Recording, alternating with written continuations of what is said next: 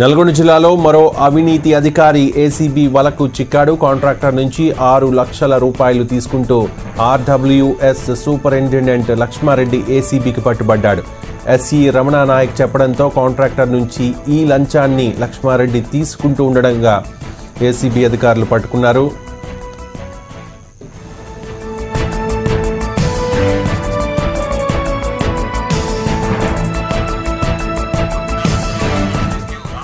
పూర్తి సమాచారాన్ని మా ప్రతినిధి రామకృష్ణ అందిస్తారు. Ramakrishna, good evening Ravi. నల్గొండ జిల్లాలో ఏసీబీ వరలో మరొక అవినీతి అధికారి చిక్కాడు. ఇటీవలి కాలంలో విజిలెన్స్ అండ్ ఎన్ఫోర్స్మెంట్ ఎస్పీగా పనిచేస్తున్నటువంటి వ్యక్తి ఏసీబీకి భారీ ఎత్తున 1 లక్ష రూపాయల మొత్తం రైస్ మిల్లర్ నుంచి తీసుకుంటూ పట్టుబడిన విషయాన్ని పూర్తిగా మర్చిపోకముందే ఆర్డబ్ల్యూఎస్ కు సంబంధించిన ఎస్పీ రమణ నాయక్ ఈ రోజు ఏసీబీకి పట్టుబడిన ఘటన నల్గొండ జిల్లాలో చూసింది.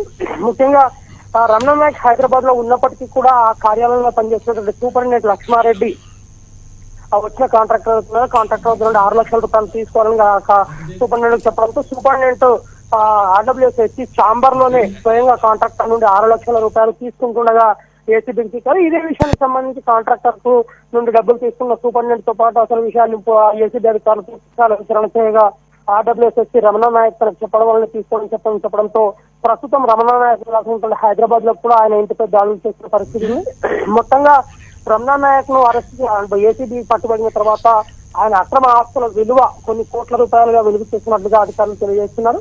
మొత్తంగా కాంట్రాక్టర్ నల్గొండ జిల్లాకు సంబంధించిన కాంట్రాక్టర్ కృష్ణ పుష్కరాలు ఇటీవల జరిగిన కృష్ణ పుష్కరాలకు సంబంధించిన కాంట్రాక్ట్ పనులకు డబ్బులు 18 లక్షల రూపాయలు డిమాండ్ చేయగా ఎస్సీ రమణ నాయక్ 18 లక్షల రూపాయలు అడగడంతో బాధితుడే సదరు కాంట్రాక్టర్ మన పుష్కరాలకు సంబంధించి కృష్ణ పుష్కరాల ఘాట్లు నిర్మించినట్టు కాంట్రాక్టర్ అంత పెద్ద మొత్తాన్ని తను చెల్లించాలని పలుమార్లు కూడా ఆర్డబ్ల్యూఎస్ రమణ నాయక్ రిక్వెస్ట్ చేసినప్పుడు కూడా అతను వినకపోవడంతో చివరికి ఇద్దరి మధ్యలో దాదాపుగా అంటే మొదటి విడతగా 6 లక్షల రూపాయలు చెల్లించేందుకు సైతం ప్రిపేర్ కావడంతో సదరు కాంట్రాక్టర్ ఎవరైతే ఉన్నారో అతను వెంటనే ఏసీబీని ఆశ్రయించడంతో ఏసీబీ సహకారంతో ఈ రోజు ఉదయం కార్యాలయంలో డబ్బులు చెల్లించడం వల్ల అతను రమణ నాయక్ ఎస్సీ హైదరాబాద్ లో చెప్పడంతో ఆఫీస్ లో పనిచేస్తున్న సూపరింటెండెంట్ లక్ష్మారెడ్డికి అప్పచెప్పాలని కూడా ఆర్డబ్ల్యూఎస్ ఎస్సీ అతను చెప్పడంతో కాంట్రాక్టర్ వెంటనే ఆర్డబ్ల్యూఎస్ ఎస్సీ ఛాంబర్ ఏదైతుందో ఛాంబర్ లో సూపరింటెండెంట్ లక్ష్మారెడ్డిని పిలిచి 6 లక్షల రూపాయలు హ్యాండ్ ఓవర్ చేస్తున్నదో ఏసీ అధికారులు రెడ్ హ్యాండెడ్ గా వారిని పట్టుకోవడం జరిగింది.